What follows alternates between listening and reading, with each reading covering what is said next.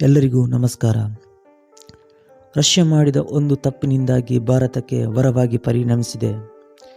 Russia ಕೂಡ ಹಲವು ದೇಶಗಳಿಗೂ ಕೂಡ ತನ್ನ ಆಯುಧಗಳನ್ನು ರಫ್ತು ಮಾಡುತ್ತೆ. ಆ ಸಣ್ಣ ಪುಟ್ಟ ರಾಷ್ಟ್ರಗಳು ಕೂಡ ರಷ್ಯಾದಿಂದ ಆಯುಧಗಳನ್ನು ಆಮದು ಮಾಡಿಕೊಳ್ಳುತ್ತವೆ. ಯಾಕೆಂದರೆ ಈ ಅಮೆರಿಕಾಗೆ ಕಂಪೇರ್ ಮಾಡಿದರೆ ರಷ್ಯಾದಿಂದ ಉತ್ಪಾದಿಸುವ ಆಯುಧಗಳ ದರ ಕಡಿಮೆ.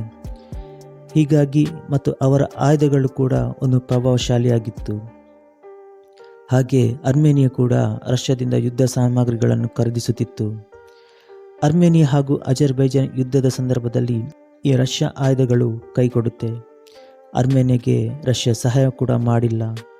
ಆ ಸಂದರ್ಭದಲ್ಲಿ ರಷ್ಯಾ ಯುಕ್ರೇನ್ ಯುದ್ಧ ಕೂಡ ನಡೆಯುತ್ತಿತ್ತು. ಈ ಸರಿಯಾದ ಸಂದರ್ಭದಲ್ಲಿ ಆಯುಧ ಕೂಡ ಸಿಗಲಿಲ್ಲ.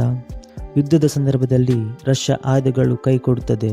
ಇದರಿಂದಾಗಿ ಅರ್ಮೇನಿಯಾ ಈ ಯುದ್ಧದಲ್ಲಿ ಸೋಲುತ್ತೆ. ತನ್ನ ಕೆಲವು ಭಾಗಗಳನ್ನು ಕಳೆದುಕೊಳ್ಳುತ್ತೆ. ಆಗ ತನಗೆ ಒಂದು ಪಾರ್ಟ್ನರ್ ಬೇಕು ಅಂತ ಹುಡುಕುತ್ತೆ. ಆ ಸಂದರ್ಭದಲ್ಲಿ ಸಿಕ್ಕಿದ್ದೇ ಭಾರತ.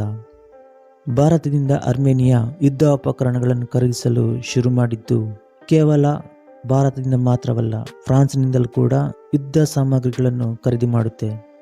ಇನ್ನು ಭಾರತದ ಆಯುಧಗಳ ದರದಲ್ಲಿ ಕೂಡ ಕಡಿಮೆ, ಒಂದು ಹೆಚ್ಚಿನ ನಿಖರತೆಯನ್ನು ಕೂಡ ಹೊಂದಿದೆ.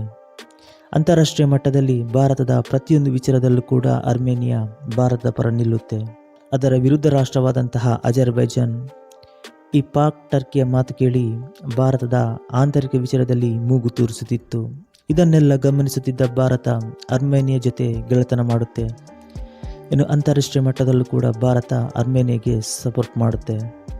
2022ರಿಂದ 2024 ತನಕ ಸುಮಾರು 43% ಭಾರತದಿಂದ ಯುದ್ಧ ಸಾಮಗ್ರಿಗಳನ್ನು ಖರೀದಿಸುತ್ತೆ. ಇದರಲ್ಲಿ ಗೊತ್ತಾಗುತ್ತೆ ಭಾರತ ಹಾಗೂ ಅರ್ಮೇನಿಯಾ ಈ ಎರಡು ರಾಷ್ಟ್ರಗಳ ಸಂಬಂಧ ಹೇಗಿದೆ ಅಂತ. ಇನ್ನು ಮುಂಬರುವ ದಿನಗಳಲ್ಲಿ ಇನ್ನಷ್ಟು ಯುದ್ಧ ಸಾಮಗ್ರಿಗಳನ್ನು ಖರೀದಿಸುವ ಸಾಧ್ಯತೆಯೂ ಇದೆ. ತಮ್ಮ ರಾಷ್ಟ್ರಗಳನ್ನು ಉಳಿಸಿಕೊಳ್ಳಬೇಕಾದರೆ ಈ ರೀತಿಯ ನಡೆ ತುಂಬ ಅವಶ್ಯಕತೆ ಇದೆ. ಇಲ್ಲದಿದ್ದರೆ ಅಜರ್ಬೈಜಾನ್ ಅರ್ಮೇನಿಯರ ಮೇಲೆ ದಾಳಿ ನಡೆಸುತ್ತೆ. ಅಜರ್ಬೈಜಾನ್ ಇಸ್ರೇಲ್ನಿಂದ ಆಯುಧ, ಟರ್ಕಿಯಿಂದ ಡ್ರೋನ್ ಖರೀದಿಸುತ್ತೆ. ನೀವು ಇಲ್ಲಿ ರಾಷ್ಟ್ರೀಯ ಹಿತಾಸಕ್ತಿ ಕಾಣಬಹುದು. ಇಲ್ಲಿ ಭಾರತ ಇಸ್ರೇಲ್ ಮಿತ್ರ ರಾಷ್ಟ್ರಗಳು. ಆದರೆ ಭಾರತ ಅರ್ಮೇನಿಯಾಗೆ ಯುದ್ಧ ಸಾಮಗ್ರಿಗಳನ್ನು ಕೊಟ್ಟರೆ ಇಸ್ರೇಲ್ ಅಜರ್ಬೈಜಾನ್ಗೆ ನೀಡುತ್ತೆ. ಇಸ್ರೇಲ್ ಕಂಡ್ರೆ ಮುಸ್ಲಿಂ ರಾಷ್ಟ್ರಗಳಿಗೆ ಆಗಲ್ಲ. ಆದರೆ ಈ ವಿಚಾರದಲ್ಲಿ ಮುಸ್ಲಿಂ ರಾಷ್ಟ್ರಗಳು ಸುಮ್ಮನಿದ್ದಾರೆ. ಹಾಗಂತ ಮಾತ್ರಕ್ಕೆ ಭಾರತ ಹಾಗೂ ಇಸ್ರೇಲ್ ನಡುವೆ ಯಾವುದೇ ರೀತಿಯ ಭಿನ್ನಾಭಿಪ್ರಾಯವಿಲ್ಲ. ಆ ಎರಡು ರಾಷ್ಟ್ರಗಳು ಈಗಲೂ ಮಿತ್ರರೇ. ಅರ್ಮೇನಿಯಾಗೆ ನಿಜವಾಗೂ ಕಂಟಕವಾಗಿದ್ದು ಟರ್ಕಿಯ ಡ್ರೋನ್. ಅದನ್ನು ಹೆದರಿಸಲು ಅವರ ಬಳಿ ಆಂಟಿ ಡ್ರೋನ್ ಸಿಸ್ಟಮ್ ಇರಲಿಲ್ಲ. ಆದರೆ ಈಗ ಅದೆಲ್ಲವನ್ನು ಸರಿ ಮಾಡುತ್ತಿದ್ದಾರೆ. ಅರ್ಮೇನಿಯಾ ಭಾರತದಿಂದ Swathi weapon locating radar system, Pinaka multi barrel rocket launching system, Akash anti craft missile, artillery gun, anti drone system, ಫಿರಂಗ್ ಶೆಲ್, ಹೀಗೆ ಕೆಲವೊಂದು ವೆಪನ್ ಅನ್ನು ಖರೀದಿಸಿದೆ. ಮುಂಬರುವ ದಿನಗಳಲ್ಲಿ ಇನ್ನಷ್ಟು ಯುದ್ಧ ಸಾಮಗ್ರಿಗಳನ್ನು ಖರೀದಿಸಲಿದ್ದಾರೆ.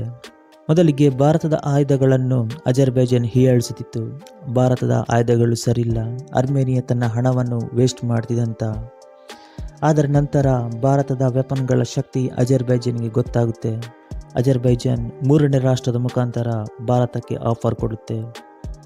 ಅರ್ಮೇನಿಯಾಕ್ಕೆ ಯುದ್ಧ ಸಾಮಗ್ರಿಗಳನ್ನು ಕೊಡಬೇಡಿ, ಅದಕ್ಕಿಂತ ಹೆಚ್ಚು ನಾವು ಖರೀದಿಸುತ್ತೇವೆ ಅಂತ.